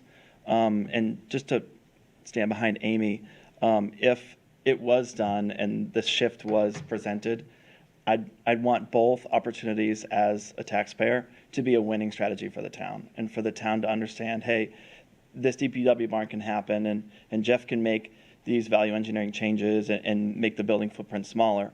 Do we want Sheila to have 4 mechanic bays or 3? And that's what the taxpayer is deciding. And I think a lot of good things are coming from all these discussions, and I have kind of a positive feeling behind all of it. I think that Weston and Sampson's been working really hard on seeing what needs to be changed and seeing what needs to be addressed. I think a lot of the cost savings are of no detriment to the DPW operation, and I think it's heading in the right direction. And I think the opportunity that Randy's bringing in front of us is a very interesting opportunity for the town, and I just hope that both avenues are a winning strategy for the taxpayer, and the taxpayer knows what they're choosing. Thanks. Anyone else? I did want to say something positive. I recall in 2022, the Seawall Committee coming to me and saying, Mike, we're ready to go. This is a shovel-ready project. We've already finished a portion of the wall. We know what this is going to cost, and we didn't go to town meeting in 2022 with that seawall. We went in 2023. Again, shovel-ready. We had an idea of what it would cost, and that it would be a project that would be ready to go forward on budget. You're right. Thank you very much for your hard work, and everybody on that committee, because we're on a good path with that, and I think we can stay on budget and get that done. I'm looking forward to seeing that across the finish line. So I'll leave it at that. Anyone else? Next item on, oh yeah, so we should. I just want to know, yeah. are we making a decision to No. to move this forward to town meeting with these two? Not yet. I'm just letting you know that it'll be a warrant article, and if you want to keep it on the warrant, you can, and if you want to remove it, you have that option too. Or you can put it to the voters for their decision. One other thing I would like, and I know JR's here, I would like some input from the Finance Committee too. Yep, it's going to circle the horn. Okay. What Yeah. does this do, I'm sorry, Amy, go ahead. No, go ahead, please. What does this do, if anything, with respect to the project timeline scheduling? Glad you asked.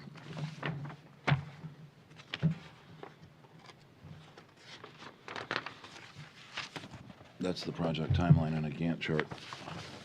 I do have a limited number of copies for folks that might want them, and I apologize I didn't bring more, but if anybody wants them, there they are. So, it doesn't adversely impact anything, really. It all kind of works nicely. Estimated construction start time for the seawall would be October of this year, starting at the southern end, and that would run until December. And then the remaining portion of the seawall would be constructed from April until September. And the seawall closeout would be October, November of 2025. The sand and soil removal from the DPW site would occur on or about, if we were to move forward with the proposal you see here, in December to January, and the soil would be moved to the DVR property over the course of December, January, and February, and then the sand would just sit there from March until October, because the installation of the nourishment is prohibited between April through October.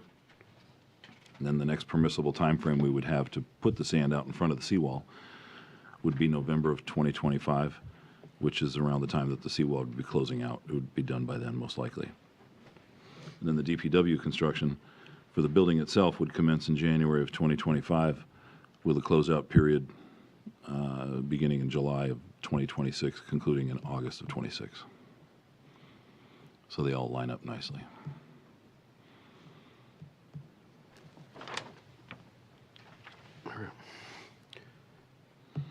Does the board wish to These are all estimates, by the way.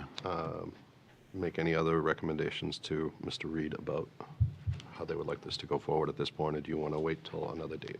Well, I just want to, so from my understanding, what you're proposing is that this would be a warrant article at the special town meeting. Two of them, yep, November. They're both in So- the packet. I think the real trick here is for, again, the residents have a lot on their plate with that MBTA zoning, so a very important issue facing them. And then, as well as trying to help, we've been a part of the meetings where, they can't, do it for the original amount because of this and because of this and because, but the average, person out there doesn't know and is not going to remember the original proposal, what they originally agreed to pay for versus, I think we're going to have to try to make that as understandable for people as possible, and try to explain, which I think is difficult, the reason that we're not delivering what was promised, and that's tough. It is. Putting all this together was tough. this Gantt chart's taken me over a month, and when you saw, if I had shown it to you last week, you would have seen a Gantt chart that didn't include the inclusion of sand. We were going to sell it, but we figured out a way to make that work too. And then when Paul mentioned it at the bid opening, I thought, my God, there's an idea here, and we latched a hold of it, and it was a stroke of genius to come up with that. And I thank you. I thanked you before, but I'll thank you again. I thought, man, that is the seed of creativity that we needed right there, because that allows us to do both. Wouldn't it be nice to be able to deliver both projects? That's what we were thinking. Right. Joe Sullivan from CHA, the owner's project manager. To your point, Amy, I totally agree. No one could have foreseen the cost increases when you get town vote at that point. I can honestly say I didn't even see it coming. What I have noticed, and what became a precedented situation, is the MSBA, the Massachusetts School Building Authority, even acknowledged the differential from when the costs came in at 2019 to 2023. They actually passed legislation to assist towns because of the cost increases of the unprecedented times that we were encountering with the costs. Over the last probably 2 to 3 weeks, I've been trying to analyze, like, what were we paying in 2018 to 2020 for just even a 2x4, 8-foot 2x4 was $3.49. It's over $8 right now still. And I haven't seen those costs come down. I can tell you categorically, cost of materials have not dropped significantly like it was prior to 2019. And even with the costs and the conservative costs, and I'm happy to hear the seawall came in under, but I can guarantee you, based on some of the practicalities of going horizontal construction versus vertical, the estimators, and we have in-house cost estimating. I can tell you categorically throughout the districts, and it's not just this project that we cost estimate, they're all being very conservative after the burn that happened from 2018 to 2023. We're averaging at $348 roughly is where that should have been coming in. And we would be having a building already under shovel in the ground, ready to go. We're encountering almost $750 in construction. That's double the amount of cost per square foot that we're encountering. And no matter what cost you do, and I use this analogy, and it works to just give an analysis by time isn't your friend right now. Every month that goes by, there's escalation with this. The cost estimators, they base their costs on when they priced it initially, and then they forecasted the midpoint construction to get a baseline of where they think that cost is going to be. That's when they come up with their overall estimate. Weston and Sampson, and I wasn't here at the time when they estimated it and went to town meeting, but that's their best guess at that time based on the market conditions that were currently there. No one could have forecast. I can tell you no one forecasted it. We've had 5 projects that I've worked with several other towns. We estimated back in 2023 what we thought the escalation was going to be, and that was based on aggressive increases that were happening throughout the Commonwealth. What we anticipated is those cost escalations actually were almost 35% higher than what we were calculating them on, and I couldn't have forecasted that. I wish I had that crystal ball to be able to tell you that, but I couldn't. There was no way of doing that. Most towns have either had to reallocate, as Mr. Reed was discussing, or go back to town meeting for vote. And as far as representing and explaining this in front of the town meeting, I have no problem whatsoever showing any of the history and evidence based on the bidding procurement that occurred. It's not the town's fault, nor is it the designers that could have encompassed some of these cost increases. And I mean, I can, in theory, and show you on a lot of documentation history to show you the increase that occurred. Thank you. Thank you. Can I just ask a quick question? Of course. Susan Curtis, High Street. Do we have any estimations on how much we've spent so far for nothing happening at all? And I know this came up with, I forgot to follow up on this. This came up with Mary, said that there would be something that would be, maybe it was during the budget discussion, that part of this project is being assessed to taxpayers next year. I'd have to ask her. I don't have a figure with me this evening. So are we going to have another meeting so that question can be answered, because Sure. I'm sure that it wasn't just a few dollars. And if I were to take a wild guess, it's probably close to maybe $1 million. But we won't do that, will we? We'll wait and get facts. Yeah, we'll wait. And so when will we get that answer? I'll have it next meeting. At the next meeting on Sure. Monday I'll do it- night? I'll do it in my, yeah, that's when the board meets. I'll have it in my manager's report. Great. And then the other thing is, 2 years ago, I came before you, as well as a bunch of other people, and asked to please put together a building committee of professionals who understand this process, understand all that's involved, and not have people who do not do this for a living outside of our consultants to oversee this project. And that did not happen, unfortunately, and we won't get into the weeds on why that did not happen, but that should have happened. And all along, our foot has been nailed to the ground, and we're going in circles, and magically, every time we rebid this thing, it's $3 million more, twice. How is that possible?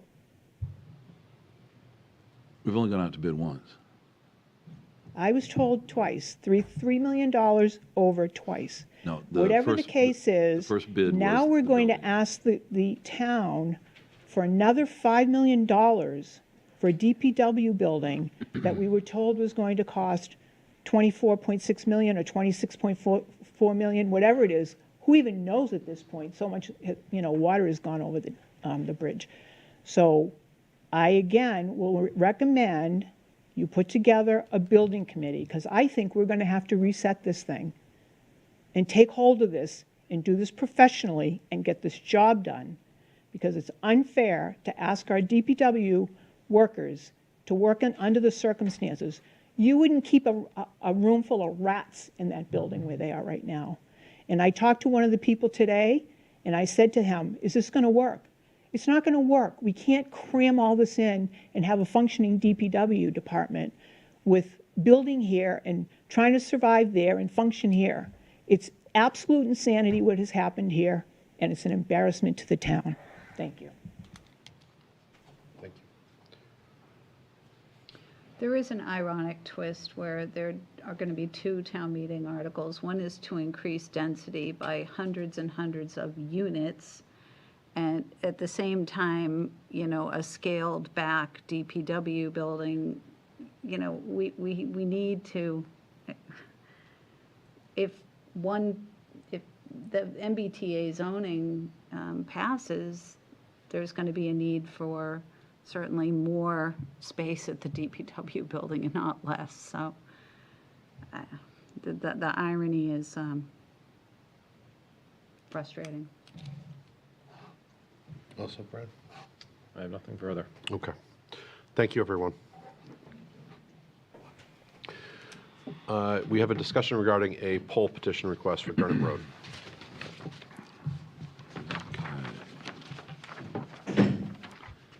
In your packets, you will find a memo related to the poll hearing, and we received a petition from Verizon New England, doing business as NStar Electric, doing business as Eversource, excuse me, for the placement of one jointly owned mid-span pole on the easterly side of Gurnett Road, the new location being approximately 996 feet north of the center line of Cable Hill Way, and approximately 45 feet north of the existing pole, and approximately 93 feet south of the existing pole.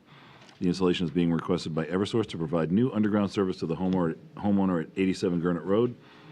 We had an administrative hearing on this request at 11 o'clock last Thursday in my office, for which notifications were sent to the abutters by certified mail.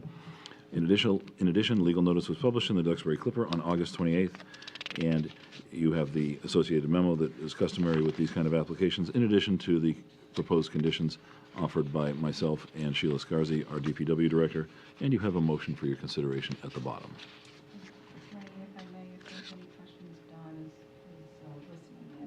Oh, great. Dawn's listening in if you have questions.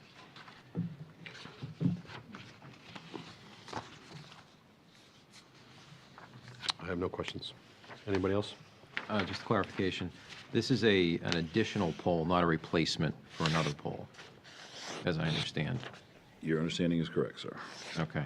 And there was one abutter who, or a neighbor who I understand attended the hearing. Was the matter resolved to that abutter's satisfaction? Yes, it was. Okay. That was my understanding, but I wanted to Yep. make sure before we vote. Okay. That's all I had. Any questions? No, thank Any you. questions from the audience? I'll take a motion. I move that the Select Board authorize the order for placement of one jointly owned mid-span pole 13/12-5 on the easterly side of Gurnett Road. The new location being approximately 996 feet north of the center line of Cable Hill Way and approximately 45 feet north of existing pole 13/13 and approximately 93 feet south of the existing pole 13/12 as presented, along with the conditions presented by Sheila Scarzi, Director of Public Works, and that Verizon New England, Inc. and/or N-Star Electric, DBA Eversource Energy, contact the Department of Public Works at least 48 hours prior to the commencement of the project. Second. Any discussion? All those in favor? Aye. Aye.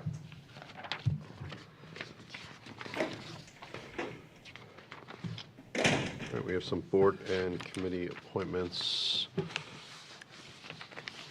and one resignation. We have one and one. Yeah. I move that the Duxbury Select, oh, wait. We have Town Manager's report next. I I'm think. just going to, we'll just keep going. I missed it. Go ahead with committee appointments. All right. I move that the Duxbury Select Board appoint the following person to the following board. To the King, what's that? Father. Yes. To the King Caesar Advisory Committee, Father Daniel Dice, for an appointment term expiring June 30, 2027.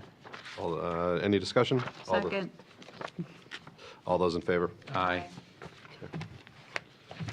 There is one resignation from the King Caesar Advisory Committee, Diane Barker. Thank you for all your service on that very important committee. The following boards and committees have the following seats. One seat each for the following: Alternative Energy Committee, Duxbury Cultural Council, Economic Advisory Committee, Finance Committee, Fiscal Advisory Committee, King Caesar Advisory Committee, Municipal Commission on Disabilities, Nuclear Advisory Committee, Open Space Committee. And the following committee has two seats: Coastal Resiliency Task Force. If it, oh, yes. Can I just verify that the Finance Committee has no open seats been recently filled? Okay, there are 0 seats available at the Finance Committee. If anyone is interested in volunteering on a board or committee, you're encouraged to fill out a talent bank form, which can be found on the town's website under the Forms and Documents tab. All right, Mr. Reed. Thank you, Mr. Chairman. You listening? You'll like this. I contacted Bill Hinckley earlier today and asked if any decisions or announcement have been made with regard to the dam and seawall grant program. He replied that he is still waiting on the final approval, as he is very eager to announce these awards and get them contracted. In terms of a time frame for those announcements, he said he wished he knew what the timeline was, and that all the grants have to go to the governor's office for approval, and they're pushing through a backlog.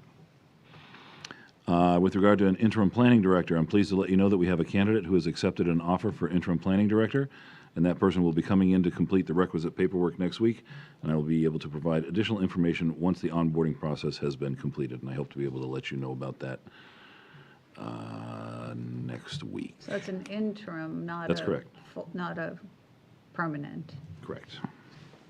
Is the plan to make that interim a full-time planner? To be determined. Okay. An interim is better than none, as we have found. Well, yes, for sure. Yep. But we certainly need, and this town deserves, a good planner that, there's so much of the planning process and, is historical knowledge. And so to have the interim, I mean, yes, it's helpful, but to have somebody on board for a length of time is really going to make a difference. I don't disagree. That's my report. Could I ask, under the town manager's report, a couple of questions about, we talked a little bit about a feasibility studies for information necessary for the residents to make the decision regarding MBTA zoning. We talked about using some funds from the Affordable Housing Trust Fund for the feasibility study for the affordable component. Has that, Who asked that? Using for the affordable part? I answered your question on that, right? That we could use the funds. Yeah, and what was the And answer I gave you in that email? Well, the next piece was who can we hire quickly, or who can perform that task quickly so that we can present to town meeting? And I thought Judy answered that question by saying no one. There was nobody that was available to do that, right? Isn't that what you read in the email, Well, too? I think that was the last email. I don't. Yeah. Okay. There wasn't going to be anybody that was going to be able to turn it around that quick. but that's only asking one person. So this feasibility study would allow for any affordable component to be included in that zoning. Forgive me, I got to look it up. If we do not have the affordable component in the zoning, it will put us further, way further behind any mandated affordable quota, making us much more subject to 40B development. And, you know, and there certainly seems to be a desire in town for an affordable homes. So to miss an opportunity to include an affordable component in the MBTA zoning, if the town were to pass it, is a huge missed opportunity. So when we've talked about this last, it was, we needed to do a feasibility study in order to include the affordable component, and we didn't have funds available, but we have thought about that and realized that we have funds available through the Affordable Housing Trust that could be used for that purpose. But now it looks like it was put out to one person, could this be done? Well, you were on the thread. I know, but while Judy is certainly an expert, I'm not sure that just putting it out to one person is, that says, yeah, we probably can't do it. I think we should exhaust all of our resources and put it out to a number of people. Can we get somebody to do this feasibility study? It is incredibly important. Oh, I don't disagree. But here's what she said to you and me was, since we last corresponded, I spoke with a couple of consultants who worked on MBTA inclusionary zoning feasibility studies, and all have said there's not enough time to get it done for a fall town meeting. She's writing this on August 23rd. The methodology the state requires isn't a slam dunk, and depending on the outcome, the draft zoning may need to be revised. I haven't read it, so I can't comment. I hope you're able to find a qualified person who can do the work for you. It does seem like MAPC might be the best bet, but I don't know how busy they are. There are 35 to 40 communities still trying to get a proposed MBTA zoning bylaw to a town meeting before the end of December. So she was my only resource. I don't know anybody else. Yeah, Do but you? she suggests there in that email that we reach out to another. Okay, is that something you'd like me to do? Because I'm happy to do it, but I didn't make contact with MAPC because I think we need to exhaust all of our efforts to get this feasibility study done. okay, I don't even know who to talk to over there. Do you? Either of you? No. Okay. Maybe our interim planner will know. I doubt it. I doubt that. Well, I'll see what I can do. And just Amy raises a good point, but just to clarify, for anybody who's not familiar with the MBTA zoning affordability issue, under the law that we're required to comply with, we, the town, are allowed to incorporate up to 10% affordability off the bat. But beyond that, and of course we want to go beyond that if possible, we could potentially go to 25% affordability, provided we have this feasibility study. And that's what Amy's talking about, is this report that would justify going beyond the 10%. And Amy raised a very good point, which is if these units are developed, Chapter 40B of the general laws, which we're always concerned about, allows developers to come in and develop under 40B until a town reaches 10% of its units being on the subsidized housing inventory.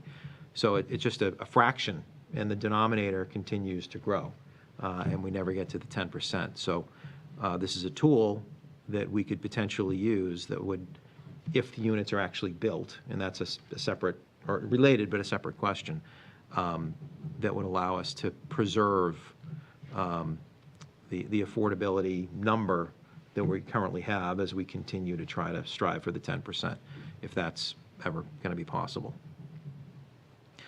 That raises a related question, Amy. If Rainey, I guess I'll put this to you. If it sounds like we can't have a feasibility study done in time for November 18th, and I know the answer that we've heard from this, well, anecdotally we've heard from the state about asking for an extension.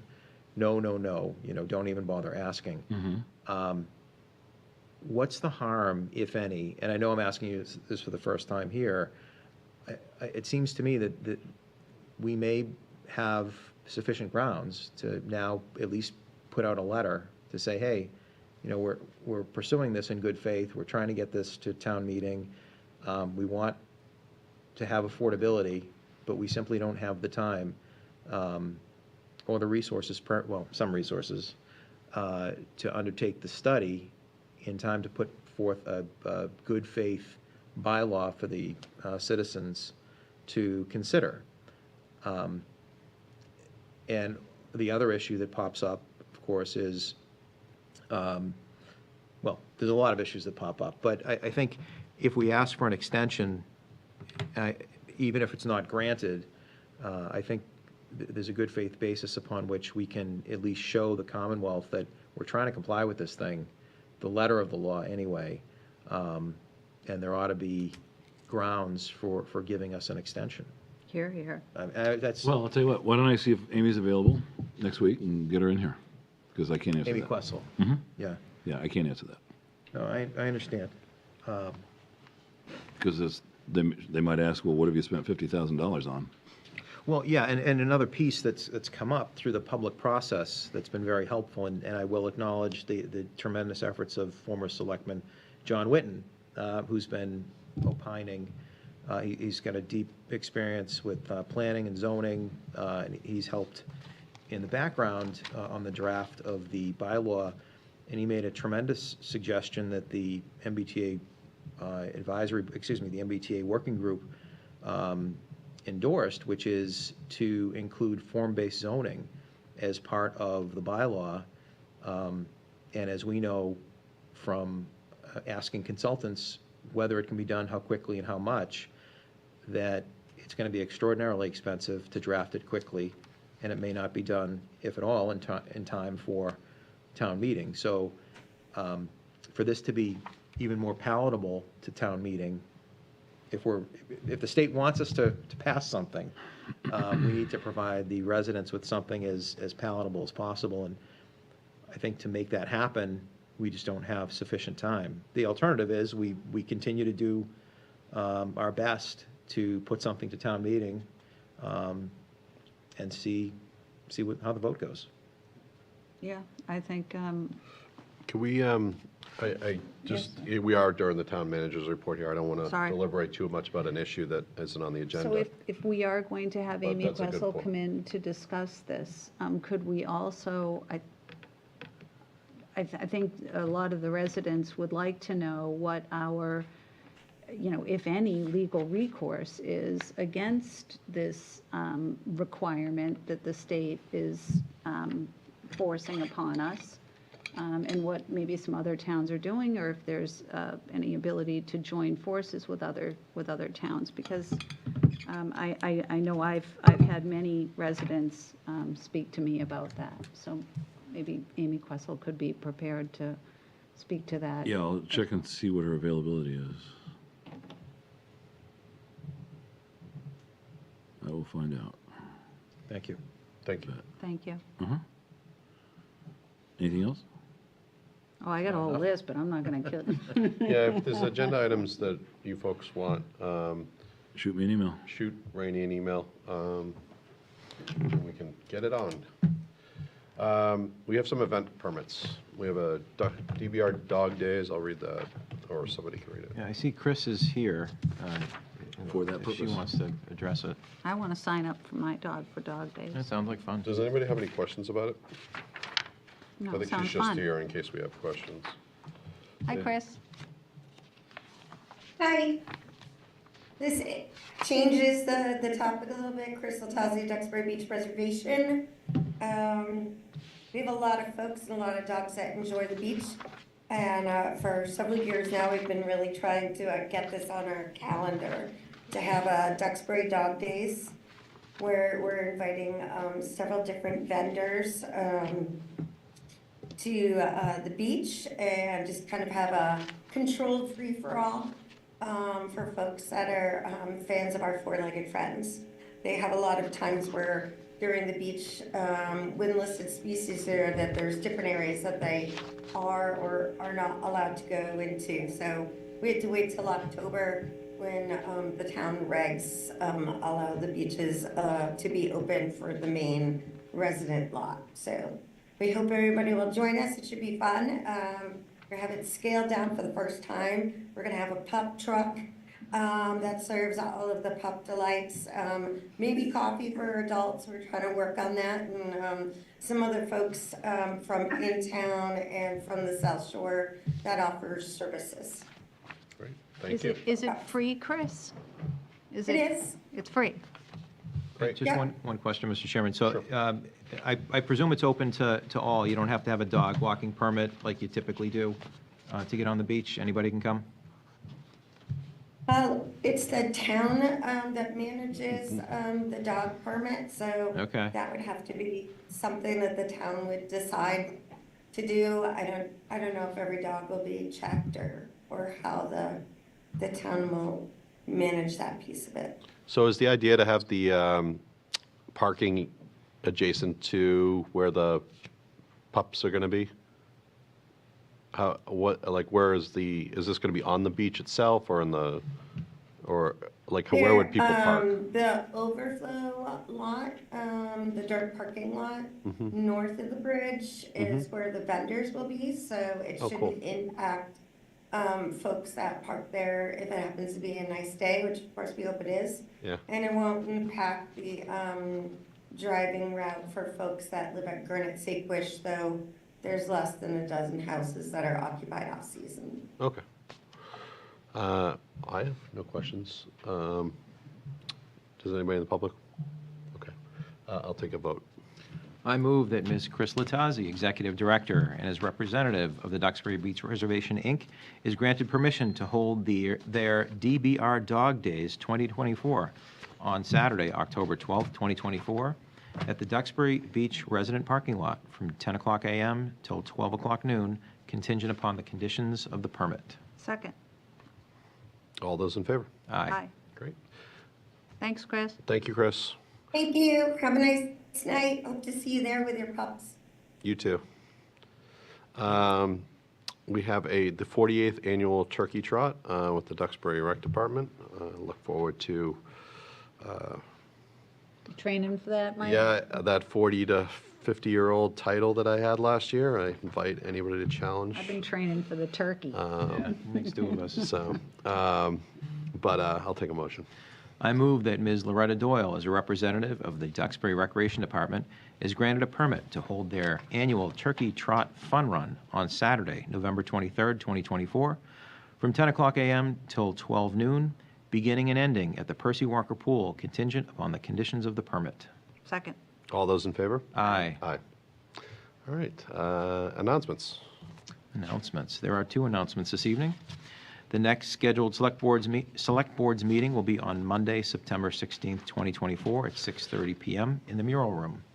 Second, the Duxbury Local Historic District Commission would like to extend an invitation for everyone to join them in celebrating their preservation efforts on Saturday, September 14th, 2024 at 10 o'clock a.m. at the First Parish Church.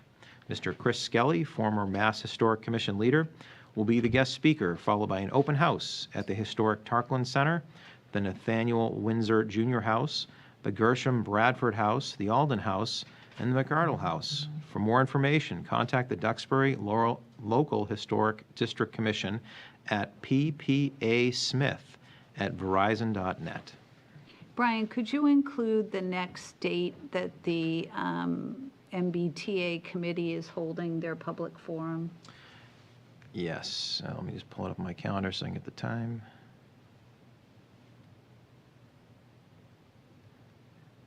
The next meeting of the MBTA Communities Working Group will be on Tuesday, September 17th at 5:30 p.m. at the Senior Center, large classroom. So that's the public forum that, That's just the meeting. There will be another public forum in October. That's October 17th at, I believe, 7 o'clock p.m., but more information will follow. okay. And the November town meeting is November 5th? November 18th. November 18th. I don't know why I Right. can't remember that. Excellent. I will take a motion to adjourn. So moved. Second. All those in favor? Aye. Thank you very much for your attendance and participation tonight.